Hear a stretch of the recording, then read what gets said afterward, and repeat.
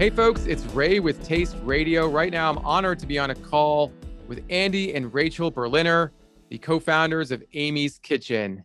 Andy, Rachel, thank you so much for being with me today. Yes, so happy to be here. Nice to meet you online, on video. For sure. You know, I've been eating your products for years now, as I'm sure a lot of Americans have. You guys have so many amazing products and so many offerings. The one thing I didn't know until I was doing a little bit of research, and I was on your website and I saw, I think it was like the last thing that you have offered, the last thing that you have in your portfolio was candy bars. Yeah. I had never seen an Amy's candy bar before. Tell us, what's the story behind the candy bars? They are so good. You have to, I'll send you some right away. Okay, thank you. But I think the idea was that I have a sweet tooth, basically. And so over the years, we've come out with desserts for a while that didn't work out too well, but always tasty. Always great. So at the time, there was no natural organic candy bars. There are plenty of candy bars in the world and plenty of chocolates, premium chocolates, 70%, 60%, 95%, whatever, but not real candy bars. So we came out with a line of candy bars that we haven't really promoted heavily yet or pushed, but it's on our plans. When did you launch them? We launched them a few years ago, but more in a local way and a little bit across the country and online.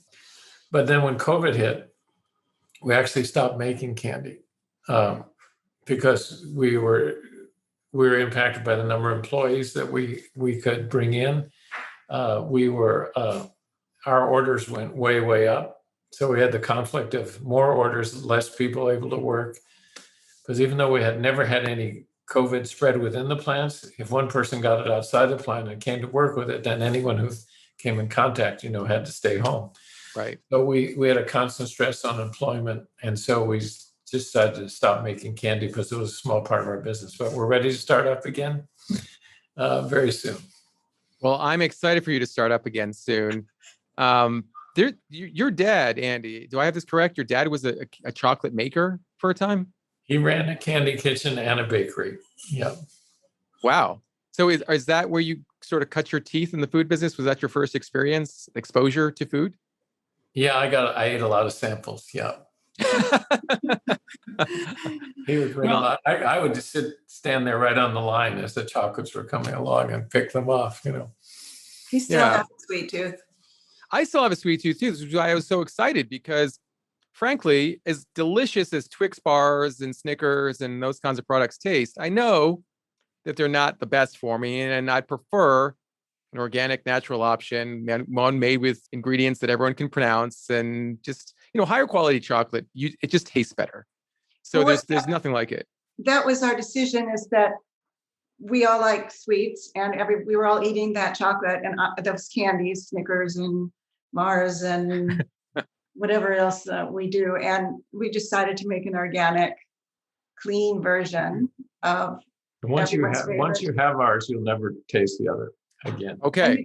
There's a certain feeling that you get after you eat candy. It's just kind of, I call it the yuck factor of candy, which you don't get with our candy. So it makes it extra nice. It's like a lot of products, but there's something specific about chocolate and candy. There's just like, when you have the good stuff, as you mentioned, Andy, you can't go back. So I'm a little excited, but also a little worried that you might have to just keep sending me candy bars because I'll just be so addicted to your products. So, okay. Yeah. I take them with me when I travel, and people always, and once you taste it, you want it, and then they can't get it in their country.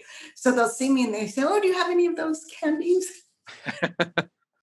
Andy, I mentioned your background with your dad being in the food business.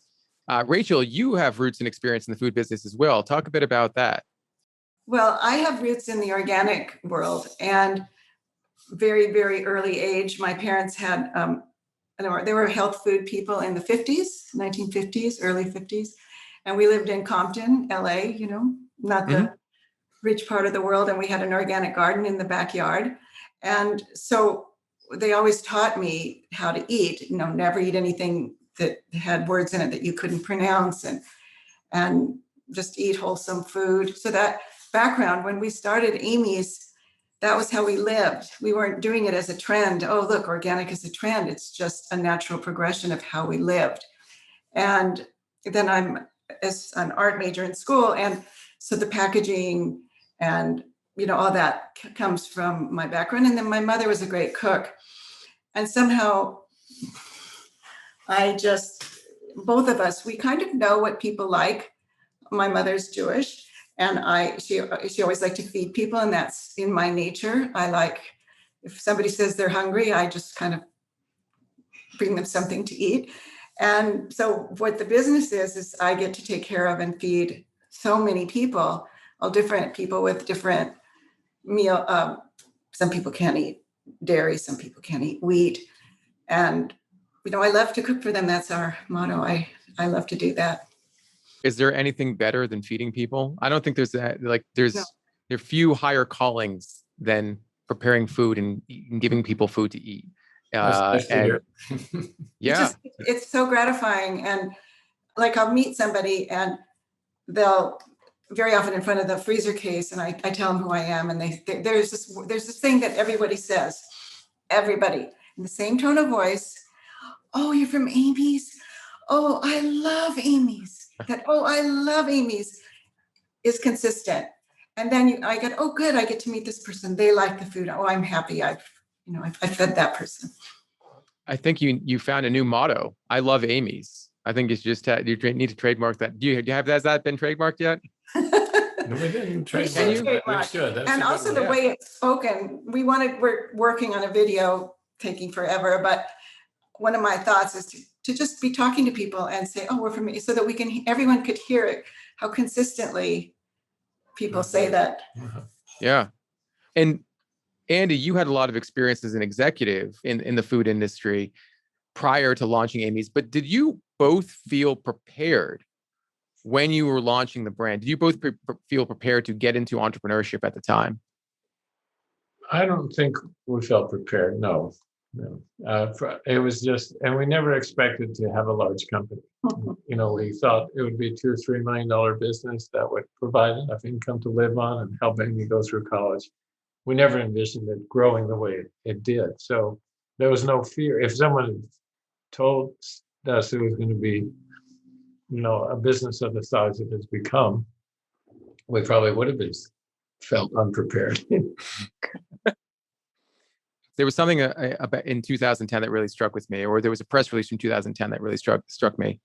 And it was highlighting a Huffington Post article in which Amy's was praised as, quote, a prime example of spotting a trend and pouncing on it. Spotting and pouncing. And then I've seen videos of you guys, and it doesn't really feel like you're spotting and pouncing people. No, it didn't. I read that and I said, that's not true at all. We didn't spot a trend and we didn't pounce on a trend. We felt that there were other people like us that would like organic, convenience, great tasting food. And it wasn't a trend when we started. I mean, there was one door of frozen in a health food store, or natural, nothing organic when we started. So it wasn't a trend yet. It didn't become a trend for 10 years. Maybe it started to really kind of gain momentum. So it was just an extension of our lifestyle and trying to provide service. And we also just looked at what the need is. What do people want? And also it's just making good food. It's sort of like having a restaurant. You come up with a new recipe, put it on the menu. And that's how we pretty much have done it is, we need pizzas. There's no good pizzas out there. So we'll make this. We found this great crust. We make these wonderful pizzas. And I think it's the way we make our food and the ingredients that we put into our food that make it successful and stand out, because it's a different process than the typical frozen food companies. Yeah, I definitely want to get into that, because your way of food manufacturing doesn't even use the word manufacturing. You guys are cooking. It's such a different way of talking about a brand, talking about a packaged food brand. But I don't know if you guys could have gotten to the point where you are right now, or it seems like you may not have been able to get to the point where you are now without some help via your first CFO, who was a 70-year-old accountant when he joined the company. Is that accurate? Well, he was 72, I think, actually, and he was retired but consulting for companies. And he had been a president of a public company. He'd been in the lumber business and the freight business, and a very experienced fellow that I stumbled on because we needed to buy a pot pie machine because we wanted our first product was pot pies. And he was the part-time consulting controller for this bakery in East Bay that was selling a pot pie machine. We were always late with our payments in those early months. So he'd always call me and say, "Where's my $300?" So we became friends over those collection calls. And I asked him if he had any free time to take a look at our books. We might need a little help. So he came over, he looked, he says, "You don't need a lot of help. Little help, you need a lot of help." And that's the way it started. And he guided us through financial wisdom, and particularly helpful with banking relationships. When I go into a bank, I'd be shaking, and he'd be in there like, he didn't have a cigar, but it was almost like that, what can you do for me kind of thing.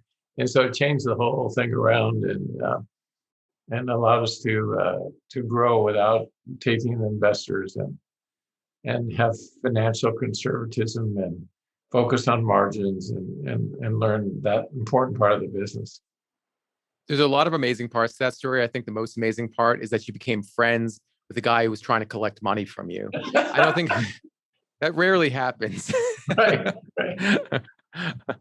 Well, clearly there were some key values that he instilled in you and in the company. Let's talk about a few of them. One of them, the one that really stood out to me, and I read about this in an article about the company, was financial conservatism. What does financial conservatism mean to you? What did it mean then, and does it still mean the same thing now? Well, I have to say it was much easier to be financially conservative when we're small. As you grow and there's, so many departments and so many people, it's much harder to instill that throughout the whole company. It's definitely a challenge. But it just means that we were just talking about this morning that we put our money into the food, into the product. When people, we hire a lot of people from the food industry, and when they join Amy's, they say, "This is not a food manufacturing facility. This is a big restaurant." They say all these people preparing meals instead of these machines preparing meals, and nobody's ever seen that before.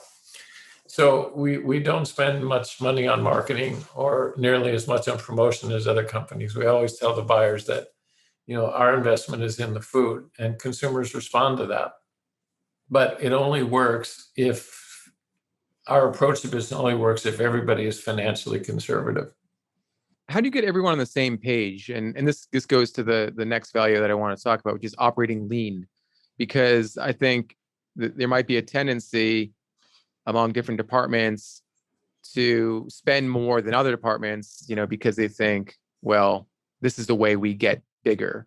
But if everyone's on the same page about financial conservatism and operating lean, well, that's great. But that seems a little difficult. It's very challenging. I mean, the fellow who we were talking about, Don Watts, our former CFO, who retired from Amy's when he was 92 because he passed away. Otherwise, he wouldn't have retired. But he used to tell the story that he was early in his career, he was an accountant at a lumber yard. And this forklift driver drove over a 2x4 and it broke. And the owner of the little lumber yard went up to him and said, "Do you have $1 in your pocket?" And the driver said, "Yes." He took $1 and he ripped it in half and threw it in the ground. And he said, "That's what you just did. You just wasted money by running over that piece of wood and breaking through." So that kind of philosophy is something we've tried to preach, but it gets much more difficult as we grow. And that's one of our big objectives now, is to create financial conservatism. What you just said kind of reminds me of a standing rule at restaurants, which is don't waste food. And in a facility where everything seems like a big kitchen, like a big restaurant kitchen, don't waste food seems like it has to be a key tenet, once again, of the way you do things. And that plays into profitability as well, something that Don also instilled upon the company and upon you both. But profitability is one of those terms that doesn't really it doesn't really stick as much these days as it might have back then. How do you keep your eye on the ball when it comes to, let's just call it what it is, making money? Well, it starts with, the products we come out with have to have a reasonable profit margin. We design products and we say, well, for everyone we sell, we're going to lose another $1.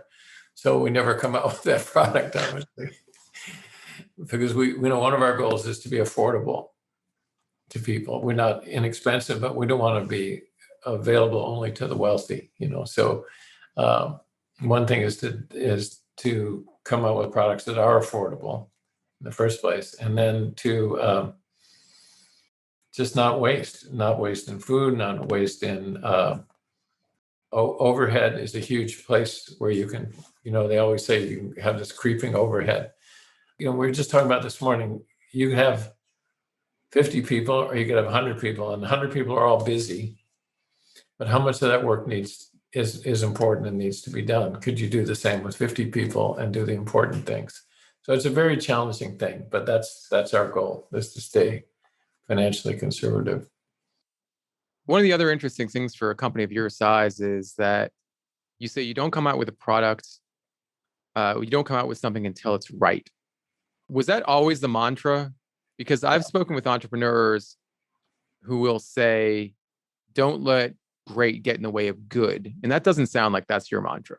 No. No, we're not that way. We really want something perfect. A great example, a quick story, is our enchilada verde. I don't know if you've ever had it, but it has to be made with tomatillos.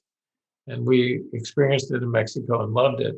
And we tried growing them in California with our tomato growers 5 years in a row, and we never got the same flavor. So we finally found a tomato processor that could make puree out of the tomatillos in Mexico that had never been organic, and we got them to convert to organic and make product for us. But we waited 5 years to come out with a product until it was right.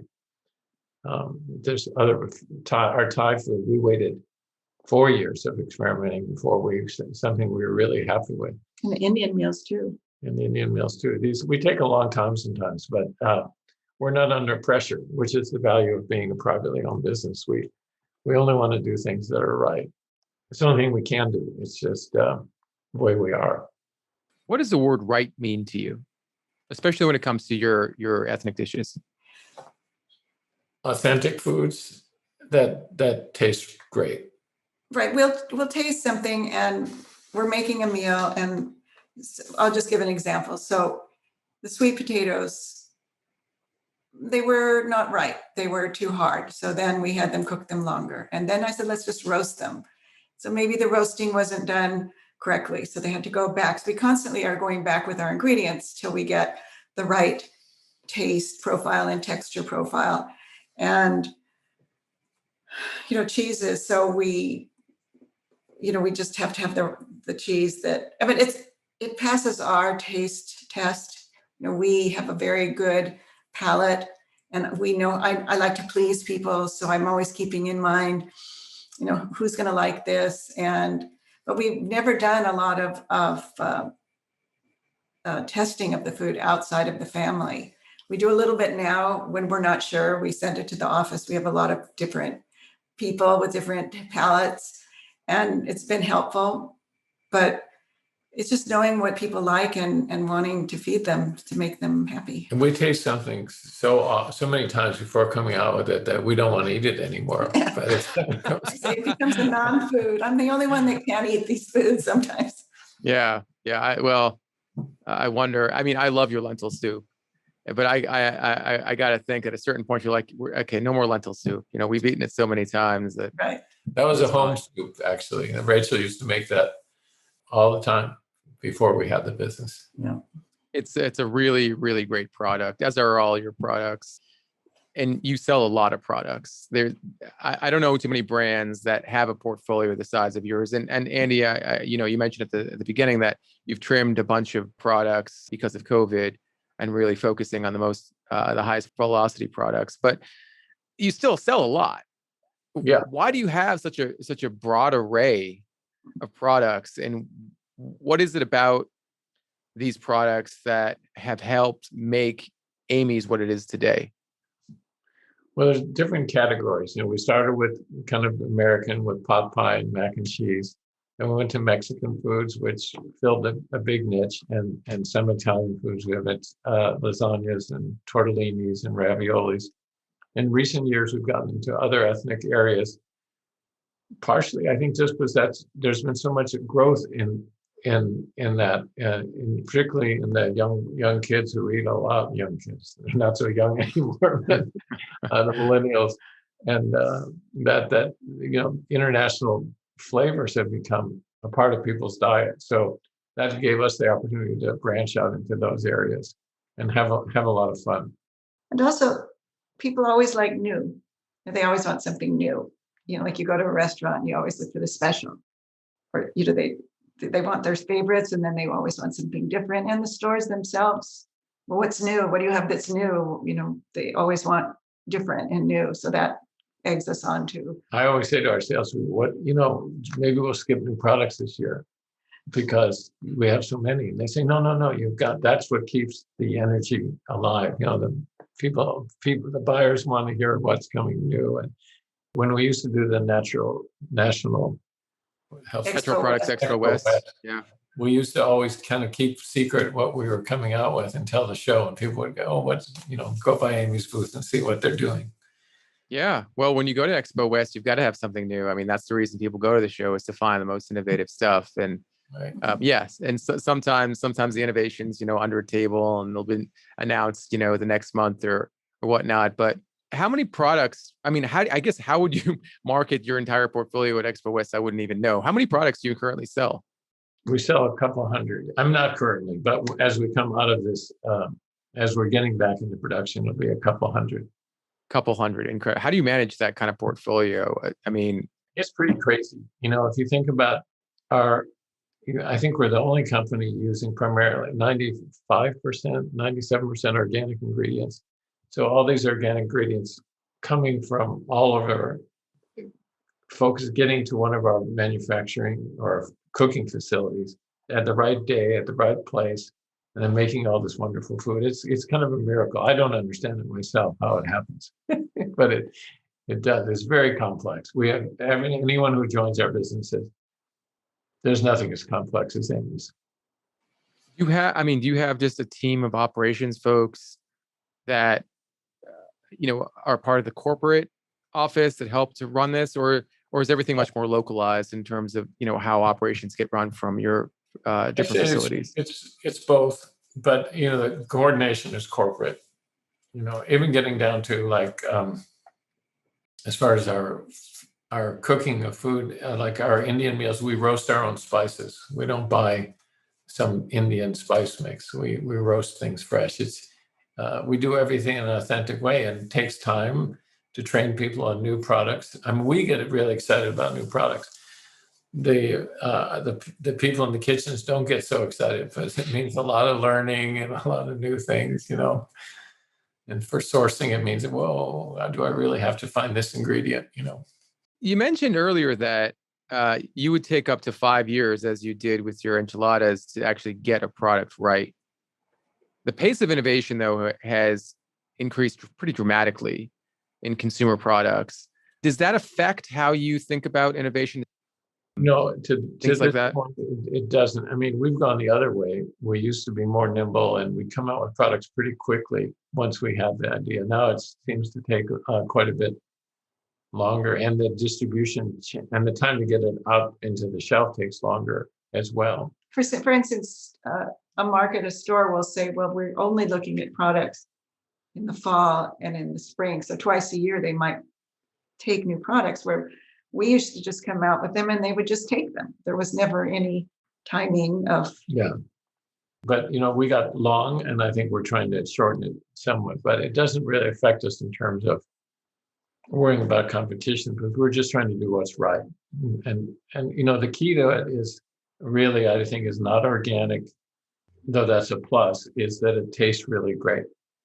And if you skip that step as a part of innovation, then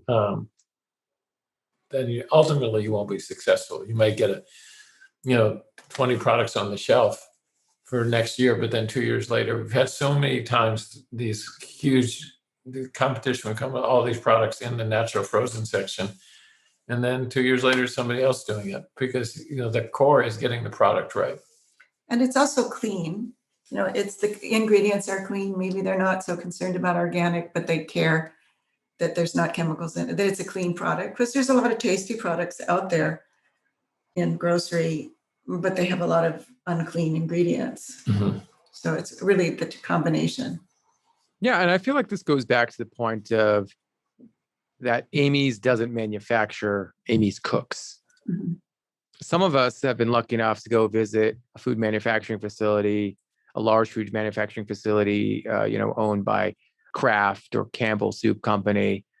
And I haven't been to your facilities. I have a feeling they're quite different. What should I expect if I walked into an Amy's kitchen? I can tell you, some years ago, we had the Whole Foods Austin team out, pretty much their whole corporate office team. And they toured Amy's. They said, we've been in a lot of plants. We've never seen anything like this. You have to tell the story.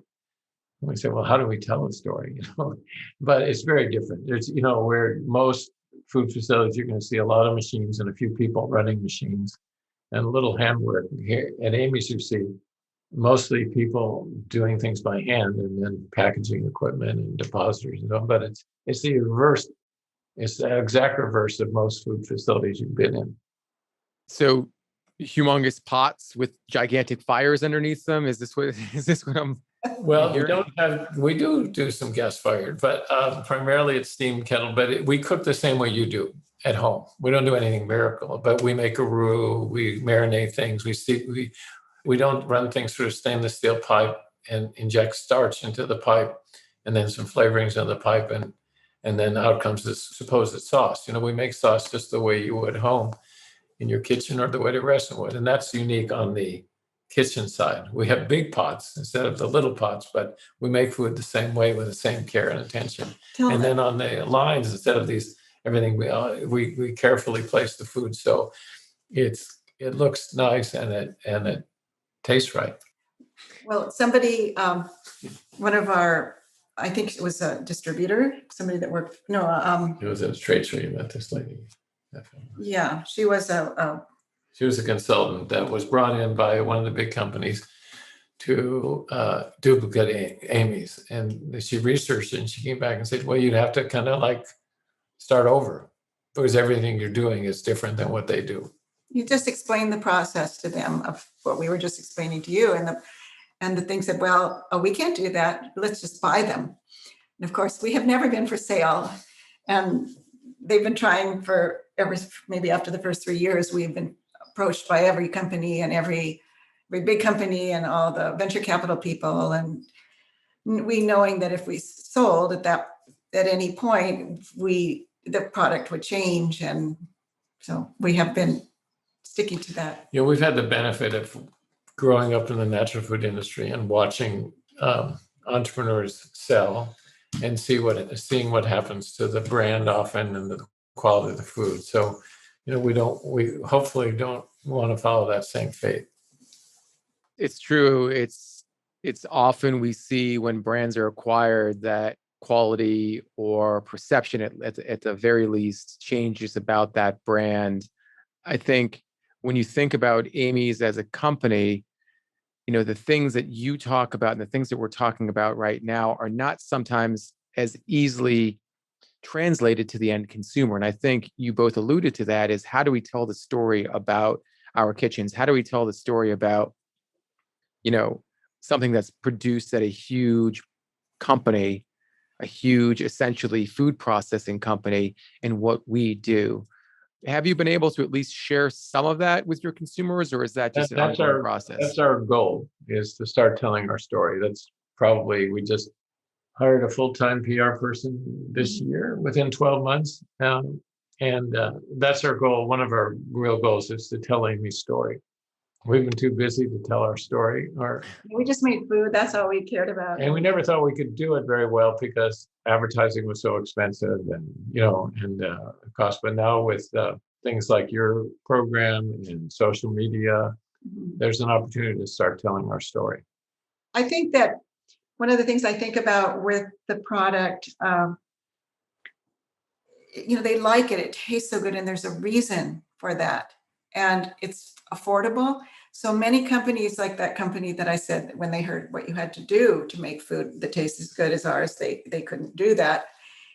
If people understood that we just pick the most beautiful vegetables possible, and that we pick them and freeze them right at the moment they're, right away, so that they're holding all the nutrients in it. And I mean, it's expensive to do things that way. And yet we're selling it at an affordable price. So we're choosing not to. But it resonates with consumers. I mean, we didn't, weren't aware of this, and that how much so. I guess COVID probably helped us. But did you see that thing? It's called Brand Relevance Index. I'm familiar with it, but please, how does it relate to Amy's? Well, this year we'd never heard of it, and it came out that they surveyed 13,000 consumers, and we were the number one food brand in their whole survey, and number 21 of all brands, including Nike, Apple. We're up there with all the big wigs. Yeah, so we suddenly got catapulted into more people's awareness. The fellow, we called the fellow who did one of the VPs at the company who does this market research. And he said, we've always been Amy's fans. We've always loved Amy's, as Rachel said. But this, the COVID crisis has accelerated the awareness of people. We've gotten a lot of new people aware of it, because people were eating more at home, eating more prepared meals, eating more soup. Yeah, reliable brands, trustworthy brands seem to do really well during COVID. And when I think about Amy's, my first thought goes to lentil soup. But lentil soup was my introduction to the brand, I think. And it allowed me to believe, or at least trust, that other Amy's products would be just as good. So when you're in, selling to a consumer, when you're meeting a consumer with that first product, is it about an introduction to the rest of the portfolio? I guess, how do you introduce the rest of your product lines to that consumer who is just trying that one product? Yeah, we're probably not very good at that. I would say, though, I know it's a tendency, even among our close friends who we sample all of our new products with. They have their favorites, like your lentil soup.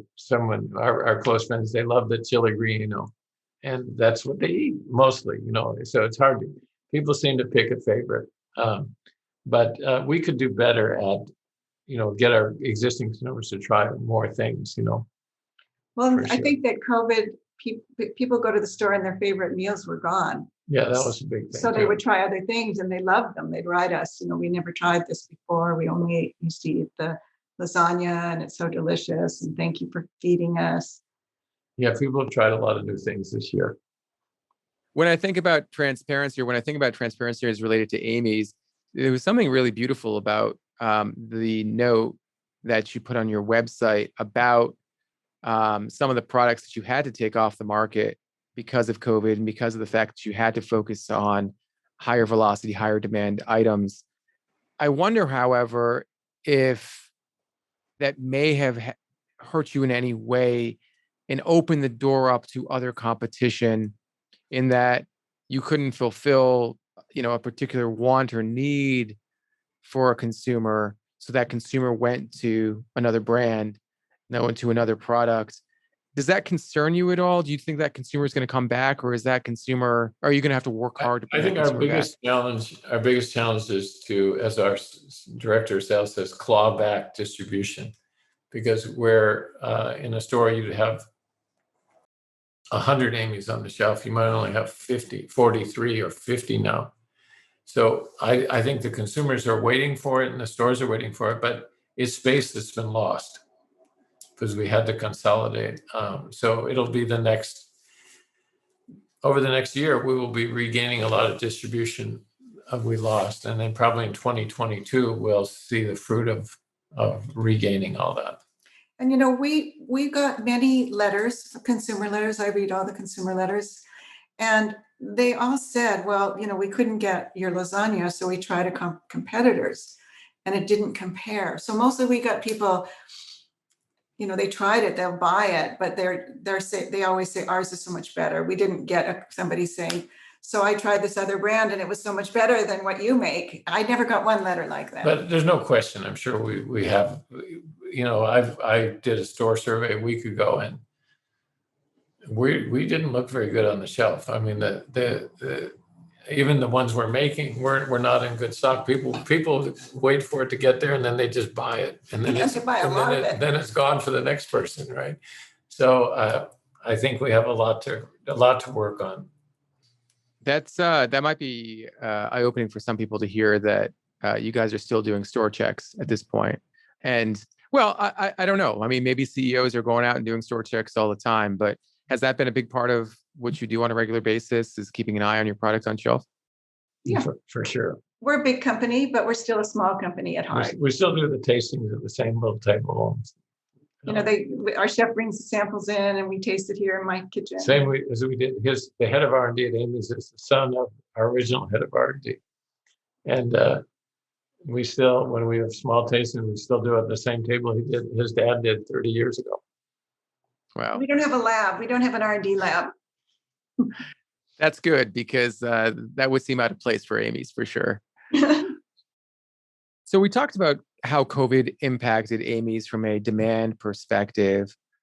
And I'd love to hear how you address the pandemic internally as a company, because there was so much confusion and there was so much chaos going on, particularly at the beginning of the pandemic. How did you lead? How did you think about addressing your employees during that time and through to today? Because I can't imagine what it was like for you to feel that kind of weight and responsibility. Well, it's interesting. It's a very interesting story, because when it was first starting to say that this pandemic may come to the United States, and maybe we should start taking precautions.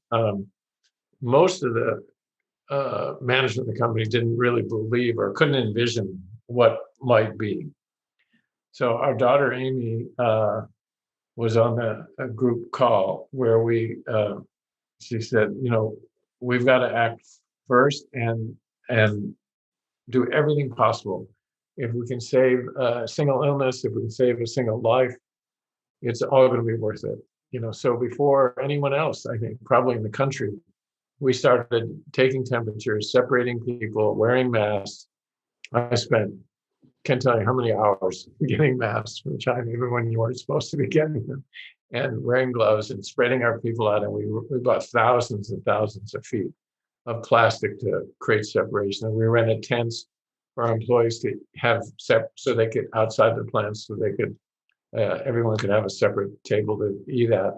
And we did everything possible to prevent COVID. And as a result, we never had a single case of contagion spread within an Amy's plant. And we work so closely with the counties about cases, because obviously some of our employees got COVID, on contact tracing, and that when it came time, when the vaccine became available, we had such a close relationship, for example, here in Sonoma County, California, that we were able to become a vaccination center for our own employees, which is really unique. And as a result, we ended up with 97, 98% vaccination rate. And we sent everyone home, like all the elder people, and we paid them. So everybody was paid. Immediately, we sent people over 65 or people with conditions, 65 or older, home. And that was before there was any government support for this type of activity. So it was a huge financial burden on the company. A huge financial burden, but it turns out that your actions probably saved lives and probably saved. No question. You look at so many of the big companies, especially the meat packing companies, where they weren't even providing masks and gloves and separating for their employees, separating, social distancing. They had deaths and a lot of deaths. Yeah. Every time I hear these stories from you about the care that you put into your products, the care you have for your employees, the thoughtfulness that goes into the overall outlook and vision for Amy's, the more I think about a phrase I often see associated with the company, which is a family business. And it also helps that I think, the namesake of the company is that of your daughter. That to me, when I see things like that, feels like a family operation, in that you made these products, essentially a lot of these products, for your daughter when she was growing up. Speaking of which, I wonder, how is she now? And is she involved in the company? Andy, you mentioned she's involved in. She did grow up. Yeah, He often says I'm the father of two Amy's now. How is she involved in the company right now? Is she keen on taking the reins at this point? She doesn't want to be CEO, but she wants the company to continue. So she envisions herself eventually being chairman, and we're trying to gradually form a board. And she's right now very involved with being a mom, but at the same time she devotes time to Amy's, and her main areas of focus are sustainability and Jedi. I think we're calling it. And now we're going to call it DEI. DEI, diversity, equity, and inclusion. So we have a whole program that we're working with within the company.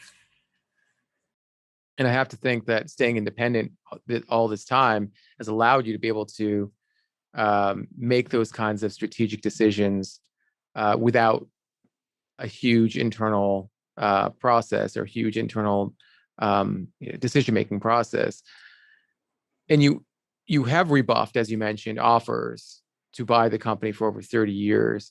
Has your resistance waned at all? Because it's a long time, to stay independent. It's a long time to say we're going to be, neck deep, as I'm sure you both are, in the day-to-day operations of this massive organization. Yeah, well, I see this as long as we feel we're doing good, as long as we're providing good service, and it's nice for us to have something productive and enjoyable to do, there's no real motivation to sell. I mean, we're not the kind of people that want to buy a big yacht or, live on some island somewhere. It's just not who we are. We're happy in our little old former dairy farm here. And we're really working on creating an organization that really can carry on. Mm-hmm. So Amy will have grown up with this team of people. So that's our hope, that it will continue. Yeah, that's such a beautiful thing. And you told me something interesting before we got on the mics, which is the home you're in right now is the same home you've owned for forever, right? Well, not forever, but for your entire marriage. Before I was married, even I was here as a single person. So I've been here. I hate to tell you how many years I've been here, but that's pretty remarkable. I think there are some people who would say, "Oh yeah, Amy's, they're living in a gilded castle, and they probably have 4 yachts and so on and so forth." I mean, there are some other corporations that are like that, where the founders are still deeply involved. It's still a privately held company. I'm thinking of one right now, and those owners are a lot different than you guys, for sure. And we had somebody come into our house one time that was painting, and he came into my kitchen. I have a very small, funky kitchen. And he said, he's laughing. I said, "What are you laughing about?" He said, "This is the kitchen, the kitchen of the owner of Amy's Kitchen."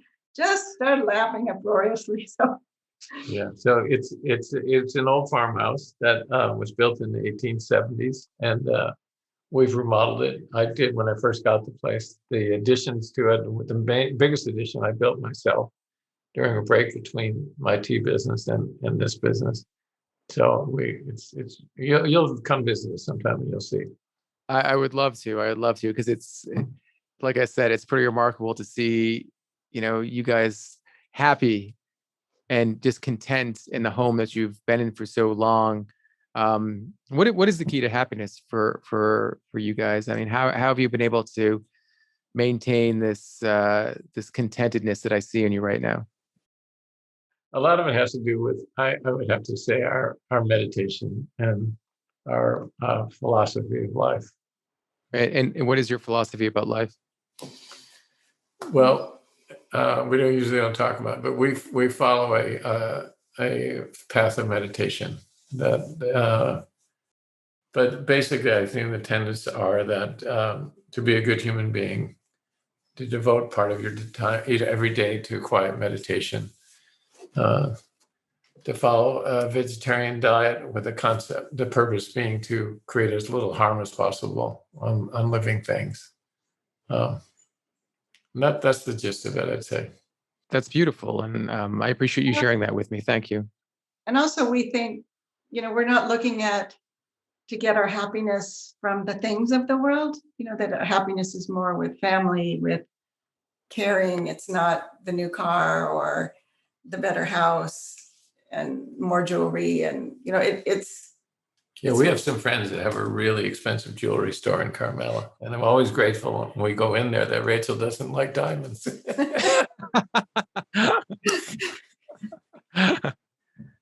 This has been such a fantastic conversation. I've had so much fun. I've learned so much, and I know our listeners feel the same way. Thank you so much for taking the time to be with me today.